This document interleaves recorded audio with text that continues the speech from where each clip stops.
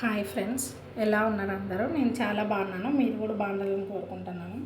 నేనైతే ఒక విషయం ఇప్పుడు మీతో షేర్ చేసుకుందామని అనుకుంటున్నాను ఫ్రెండ్స్. అది ఏంటంటే, జెంట్స్ అనేది ఇంట్లో వాళ్ళు మీరు లేడీస్కి ఎంత రెస్పెక్ట్ ఇస్తే అంత మంచిది అనిపిస్తుందండి. వర్క్ చేసిన దానికి ఇళ్ళలో పని చేయడానికి వస్తారు కదా, కసురు నూకి సామాన్లు కడిగికే 1500 2000 తీసుకుంటున్నారు. బట్టలు వాషింగ్ మిషనే కదా పిండేది అంటారు. ఐరన్ చేసేకి నేనైతే ఐరన్ కూడా నేనే చేసుకుంటానండి ఇంట్లో బట్టలు. వాళ్ళకి ఇవ్వడానికి కూడా నాకు వీలు కావట్లేదు. ఒక జతకి 12 రూపాయలు 15 రూపాయలు తీసుకుంటారు. నేను ఇక్కడ కుట్టిన డబ్బులన్నీ వాళ్ళకి ఇవ్వాలేమో అని అనిపిస్తుంది ఒక్కొక్కసారి. ఎలాగో ఐరన్ బాక్స్ ఉంది కదా అని మేము వాళ్ళకి జెంట్స్కి ఎందుకు కష్టమవుతుంది అని లేడీస్ వాళ్ళ గురించి ఆలోచన చేసి ఒక్క రూపాయన మిగిలిద్దాము అని రాత్రింబగలు కష్టపడి పనిచేస్తే కనీసము ఒక గ్లాసు నీళ్ళు తీసుకోవడానికి కూడా నీళ్ళు ఇస్తారా అని అడుగుతారు. ఏంటంటే వాళ్ళదే నా కష్టము, మనది కష్టం కాదా అనిపిస్తుంది ఒక్కొక్కసారి. ఎందుకురా పుట్టాము ఆడపిల్లలాగా అని అనిపిస్తుందండి, చాలాసార్లు అనిపిస్తుంది నాకైతే. అంత విసుగు వచ్చేసింది. వాళ్ళు ఎంత కష్టపడతారో అంతకు డబలు మనకైతే కష్టం ఉంటుంది ఆడపిల్లలకి అనేది నా ఒపీనియన్. ఎందుకంటే బయట వర్క్ చేయాలి అంటే డబ్బులు సంపాదించే పని చేయాలి, తర్వాత ఇంట్లో పనులు కూడా మనమే చేసుకోవాలి.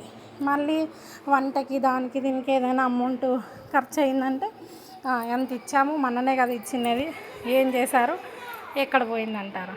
నిజంగా మన ఊహలు, మన ఆశలు, మన కట్టుబొట్టు అన్నీ మార్చుకోవాల్సింది వస్తుంది. ఏదన్నా తినాలన్నా ఇష్టమైన తినలేం.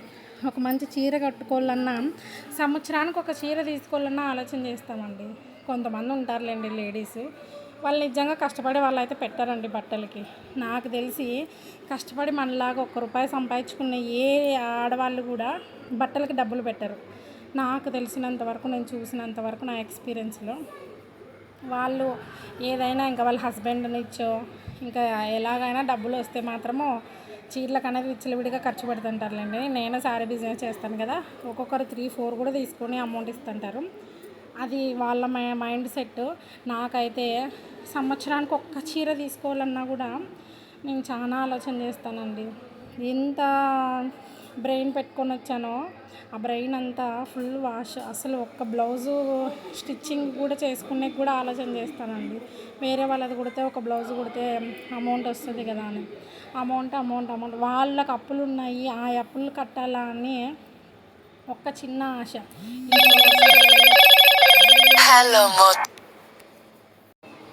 ఇంతకుముందు పూర్వకాలంలో లాగా అన్నము వండి పెట్టింటాం కదండి, అది ప్లేట్లో పెట్టుకొని తినడానికి అది పెద్ద ప్రాసెస్ ఏం కాదు. ప్లేట్లో వండి పెట్టినదే కాదు, అక్కడ పెట్టినది తీసుకొని పెట్టుకోవడం కూడా పెద్ద తప్పేం కాదు.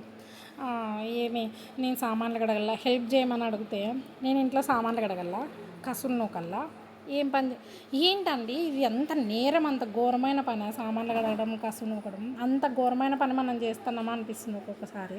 అంత వాల్యూ అదే పని బయట ఇళ్ళలో పోయి చేస్తే నెలకి 10,000 20,000. మా ఇంటికి ఒక 3 months కొంచెం వర్క్ చేయనీకి అడిగాను అక్కని. అక్క మంత్కి 2,000 అడుగుతుంది, జస్ట్ సామాన్లు కసులకు మాత్రమే.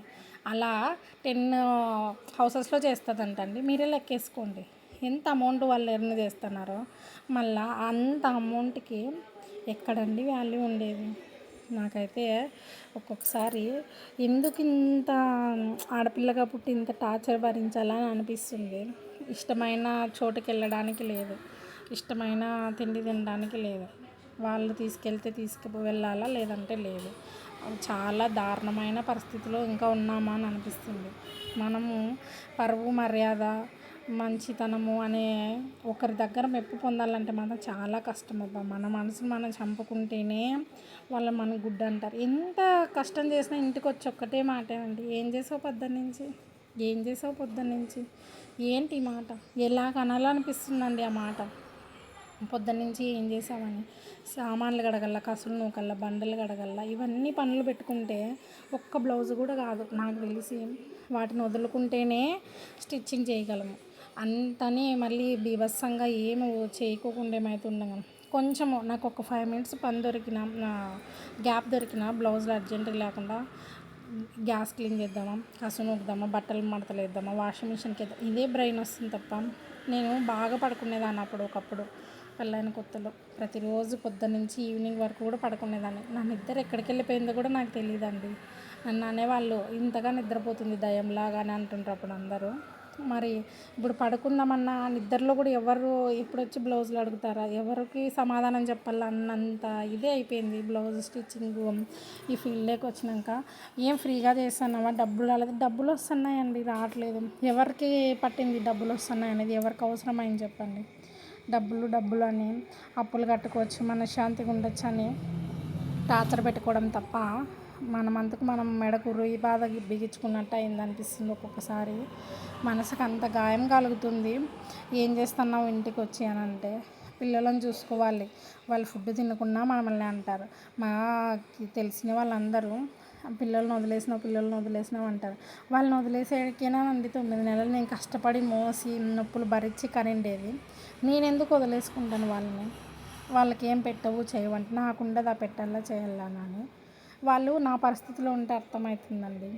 మా ఇంట్లో ఉండే పరిస్థితుల్లో ఉంటే నాలాగా ఆలోచన చేస్తే అర్థమైంది. నాకు ఒక మాట అంటే దాన్ని సహించే శక్తి అయితే లేదండి. ఎందుకంటే నేను అంతకు మించి కష్టమే చేస్తాను. మళ్ళీ దానికి పైగా మాటలంటే మాత్రం నా మనసు అస్సలు యాక్సెప్ట్ చేయదు. బయట వాళ్ళు అంటే మాత్రం వాళ్ళు బయటలాగే ఉంటారు కాబట్టి నేను వాళ్ళు వదిలేస్తాను. కానీ కొంచెము ఏదైనా ఫ్యామిలీలో అంటే మాత్రం చాలా సఫర్ అవుతాను. కుళ్ళి ఏడుస్తాను లోపల. నేను నా లోపల నేనే ఏడ్చుకుంటాను. ఎవరికి ఏం చెప్పలేను. అక్కడ పేరెంట్స్కి ఫస్ట్ పెళ్ళైనప్పుడు చెప్పేదాన్ని. ఇప్పుడు చెప్పి నేనే ఏడ్చి వాళ్ళు ఏడ్చలేమనిపిస్తుంది. అందుకు వాళ్ళకి చెప్పేయడం కూడా మానేశాను. నాకు వాళ్ళకి చెప్పాలన్నా కూడా ఇప్పుడు చెప్పడము వీలు కాదు. ఇక్కడ చెప్పలేము, అక్కడ చెప్పలేము. మధ్యలో విసిగిపోయి బతుకుతున్నామేమో అనిపిస్తుంది. కొంచెం మీతో అన్న షేర్ చేసుకుంటే, అలాగే ఎవరన్నా ఇలాగే సఫర్ అవుతున్నారా, దీనికి ఏదన్నా సొల్యూషన్ ఉంటే చెప్తారా కొంచెం. చాలా ఎంత చేసినా ఏం చేసినా ఈ మాట వింటేనే ప్రాణం పోయినంత పని అవుతుందండి. నిజంగా ప్రాణం పోయినా కూడా అంత బాధ కాదేమో. ఆ కష్టము కనీసం జడేసుకోకుండా, మొహం కడుక్కోకుండా, స్నానం చేయకుండా, ఈ కస్టమర్లు ఏమంటారో, కస్టమర్ డబ్బుల కోసం కాదు, ఒక్కసారి కస్టమర్ని టయానికి ఇవ్వకుండా వెనక్కి పంపించేస్తే మళ్ళీ ఆ కస్టమర్ మన దగ్గరకు వస్తారో రారో, టయానికి ఎక్క కుట్టిదు అనే పేరు పడుతుంది. టైలరింగ్లో ఫస్ట్ మనం మెయింటైన్ చేయాల్సింది టైం కరెక్ట్గా చెప్పిన టైంకి ఇవ్వడం అనేది ఫస్ట్ ఆప్షను. అది చాలా ఇంపార్టెంట్. దాన్ని పోగొట్టుకున్నామంటే ఈ ఫీల్డ్లో అయితే డెవలప్ కాలేమనేది నా ఒపీనియనే కాదు, ఎక్స్పీరియన్స్ కూడా. కానీ దానికోసం నేను ఎంత కష్టపడతానో నాకు మాత్రమే తెలుసు. ఆ కష్టం పడిన దానికి నాకు మాత్రమే తెలుసు. అవి ఇవి పెట్టుకొని నేను అలాగానే కొంచెం కూడా నాకు ఇంట్లో పని చేసుకునే టైం ఉండదు అనే మిషన్ తెచ్చుకొని ఈ వర్క్ని చాలా ఇష్టంగా, చాలా కష్టపడి ప్రాబ్లమ్స్ ఫేస్ చేసి నేర్చుకున్నాను. దీన్ని వదలలేక, దాన్ని వదలలేక, ఇంట్లో పని వదలలేక చాలా పర్సనల్గా చాలా సఫర్ అయ్యి చాలా ఇబ్బందులు పడుతూ నేను ఫేస్ చేస్తున్నాను. కానీ నా బాధని పట్టించుకోవడానికంటూ ఎవ్వరు లేరేమో అని అనిపిస్తుందండి. ఎంత చేస్తే ఏమొస్తుంది చెప్పండి. డబ్బులు రాలేదంటే వస్తున్నాయి. డబ్బులు వచ్చినంత మాత్రాన మనశ్శాంతి మాత్రం ఉండదు. ఈ ప్రాసెస్, ఈ ఇబ్బందులు భగవంతుడే ఏదన్నా మార్గం చూపించాలేమని అనిపిస్తుందండి. ఆడపిల్లలకు మాత్రము నాకు ఈ బాధని ఎలా పంచుకోవాలో కూడా అర్థం కాదు. ఏమండి మనం వాళ్ళ కష్టాన్ని ఎంత అర్థం చేసుకుంటామో, మన కష్టాన్ని అర్థం చేసుకొని కొంచెం సాయం చేసి ఏదో ఒక పనిలో హెల్ప్ చేస్తే ఎంత బాగుంటుంది. చాలా అలసిపోయినప్పుడు అనిపిస్తుంది, ఒక గ్లాస్తో ఎవరైనా మంచినీళ్ళు ఇస్తే బాగుంటుందేమో, ఒక కప్పు కాఫీ పోస్తే ఎవరైనా బాగుంటుందేమో, ఒక తిన్న ప్లేటు తీసుకెళ్ళి సింక్ దగ్గర పెట్టినా చాలండి, కడగాల్సిన అవసరం లేదు. తీసుకెళ్ళి అక్కడ పెడితే బాగుంటుంది. నాకంటూ ఎవరు చేసేవాళ్ళు లేరు కదా అని చాలాసార్లు బాధ వేస్తుంది. కొంచెము నేనైతే వెయిట్ ఎక్కువే ఉన్నానండి. ఓవర్ వెయిట్ అనే చెప్పచ్చు. ఆ వెయిట్ వల్ల సింక్ దగ్గర సామాన్లు కడిగినా, మిషన్ దగ్గర నిలబడినా, ఎక్కువ ఏదైనా వర్క్ చేసుకున్నా కాళ్ళు విపరీతంగా నొప్పులు వస్తాయి, బ్యాక్ పెయిన్ వస్తుంది. చాలా ఇబ్బందులు. నాకు ఈ ముందు నుంచి కొంచెము ఫుడ్, స్వీట్ అవి ఇవి ఎక్కువ తినడం అలవాటు. దాన్ని కంట్రోల్ చేయడం నా వల్ల కాలేదు. ఇప్పుడు వదిలేసుకుంటేనా నీరసంగా శక్తి లేకుండా అయిపోతుంది పని చేయడానికి. వదిలేసి కూడా చూశాను చాలాసార్లు.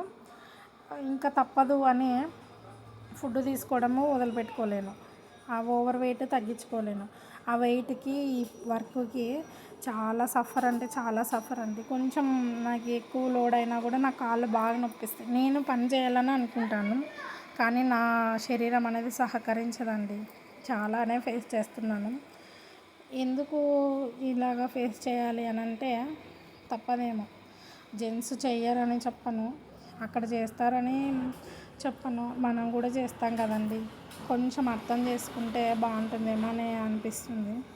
అయినా అర్థం చేసుకొని వాళ్ళకి ప్రతి పనిలో సహాయం చేసే వాళ్ళు దొరకడం, లైఫ్ పార్ట్నర్ దొరకడం చాలా చాలా చాలా అదృష్టం. వాళ్ళు ఏ జన్మలో చేసుకున్న అదృష్టమో మరి.